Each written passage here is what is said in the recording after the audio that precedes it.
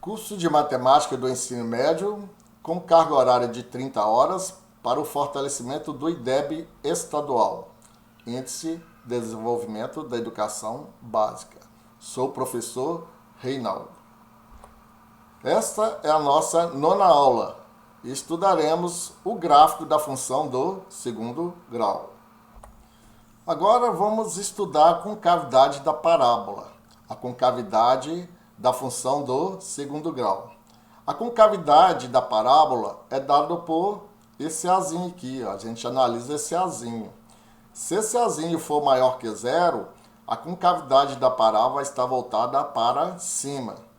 Aí eu vou dar o que é concavidade? Vocês imaginam a colher que a gente come, né? A comida fica nessa parte aqui, ó. Então essa parte aqui é a parte côncava da colher.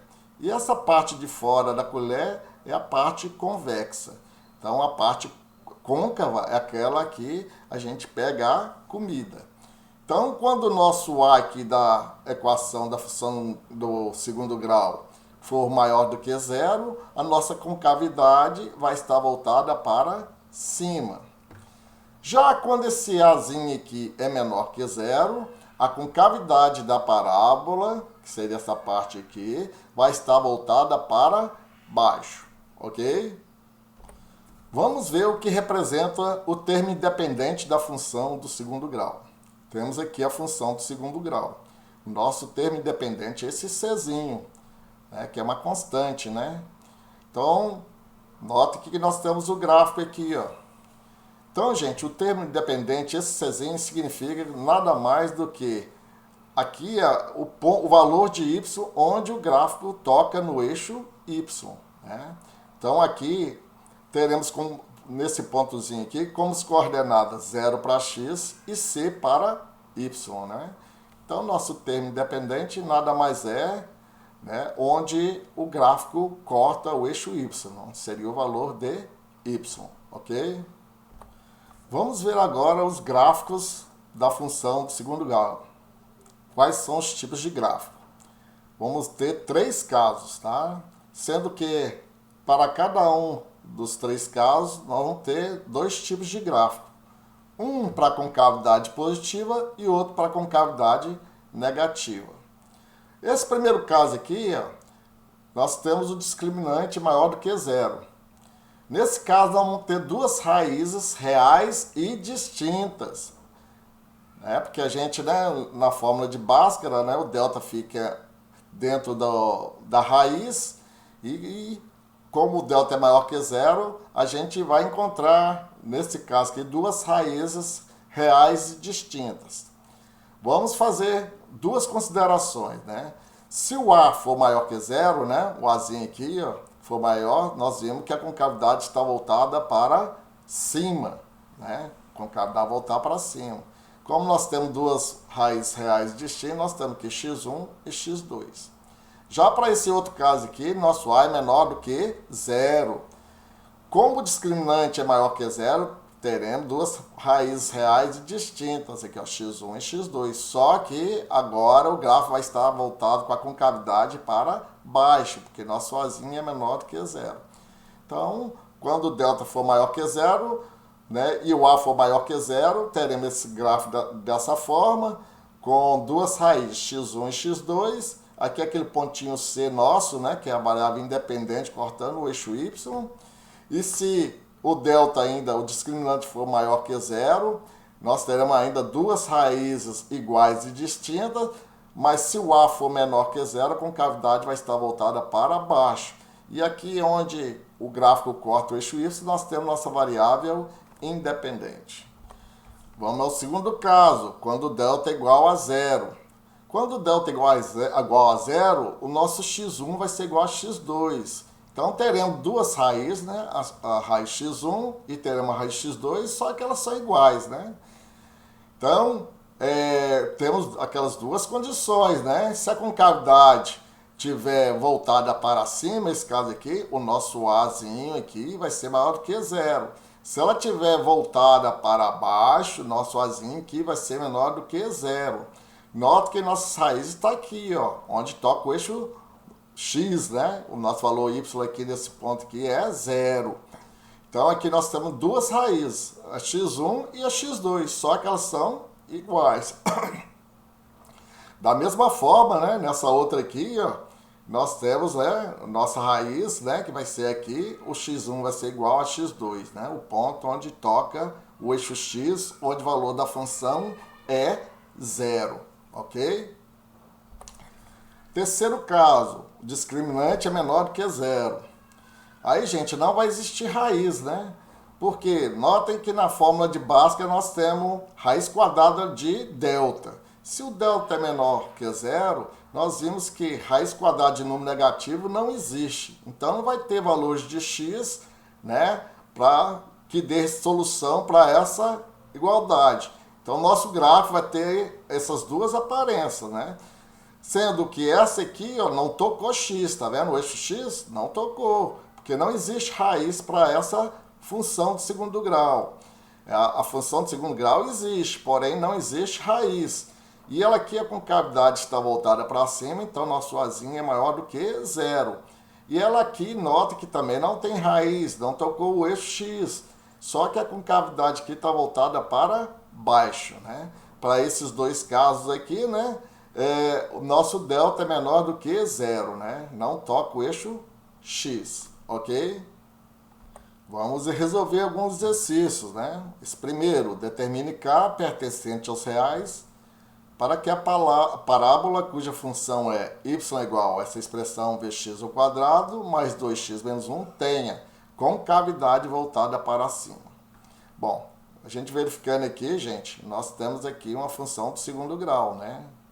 A variável x tem expoente 2. Para que ela tenha concavidade voltada para cima, nós vimos que nosso Azinho, que é aquele coeficiente que fica na frente da variável x ao quadrado, ela tem que ser maior do que 0. Então, vamos pegar aqui, né, nosso Azinho, que é toda essa expressão. Então, K sobre 3 mais 7 tem que ser maior do que 0.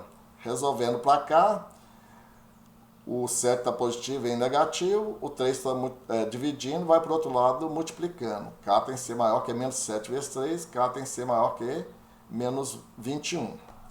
Bom, achamos, né, o valor de K para que a concavidade esteja voltada para cima.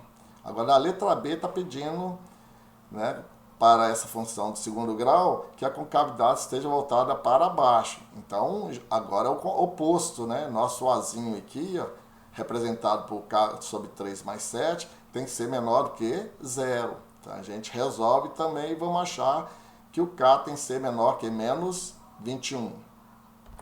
Vamos a outro probleminha. Analisando cada um dos gráficos das funções quadráticas, identifique 1.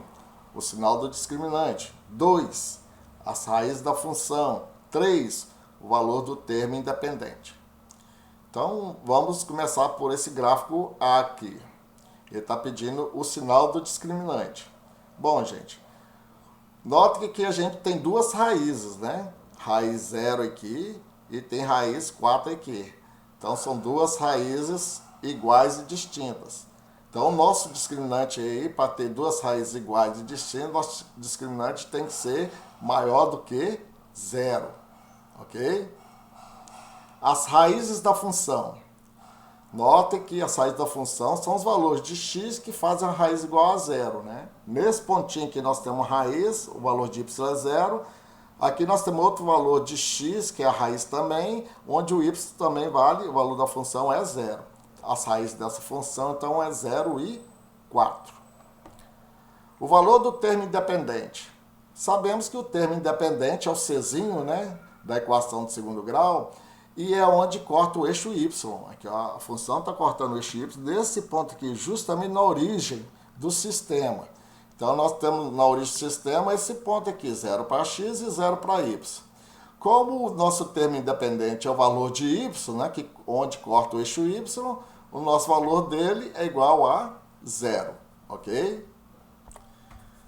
Vamos agora analisar a letra B. Notem que nós temos aqui, né, uma parábola com a concavidade voltada para baixo.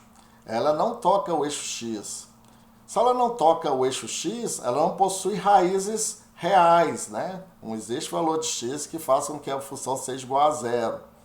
Nesse caso, né, como não está tocando o eixo x e não existe raiz, essa condição é quando delta é menor do que zero, ok? As raízes da função. Nós notamos, né? Como aqui não está tocando o eixo x, logicamente não vai existir raiz, né? Então aqui, sendo delta menor que zero, a função não possui raízes reais, ok? O valor do termo independente aqui. Nós vimos que o termo independente da função de segundo grau é nosso Czinho. É o valor, né, onde o gráfico toca o eixo y. Está aqui, ó. Está tocando em menos 7, né? Então o valor do nosso Czinho é menos 7, ok? E por último, nós temos esse gráfico aqui, com a concavidade voltada para cima. Note que o gráfico está interceptando o eixo x apenas nesse pontinho aqui, ó. Então, nós temos, no caso, né, aqui que o discriminante vai ser igual a zero, né?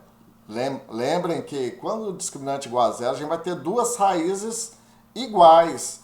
Então, nosso x1 é igual a 3 sobre 4 e nosso x2 é igual a 3 sobre 4. Então, o nosso discriminante aqui vai ser igual a zero. As raízes dessa função, né, acabamos de comentar, né, vai ser o ponto, né, esse pontozinho onde toca aqui, nós temos 3 quartos para x, 3 sobre 4 para x e 0 para y, né? Então, nossa raiz é 3 sobre 4. Nessa condição, quando delta é igual a zero, nós vimos que são duas raízes. x1 é igual a 3 sobre 4 e x2 é igual a 3 sobre 4. O valor do termo independente. Vimos, né, que o termo independente é o Czinho da equação de segundo grau. E ele é justamente onde o gráfico corta o eixo y, né? Então, nosso Czinho aqui, a gente nota que está cortando o ponto 2. Então, C igual a 2, ok? Agora, chegou a parte de vocês. Resolvam esses problemas, procurem, né, aprimorar os conhecimentos e, em caso de dúvida, se houver alguma dúvida, entre em contato comigo. Ok, obrigado.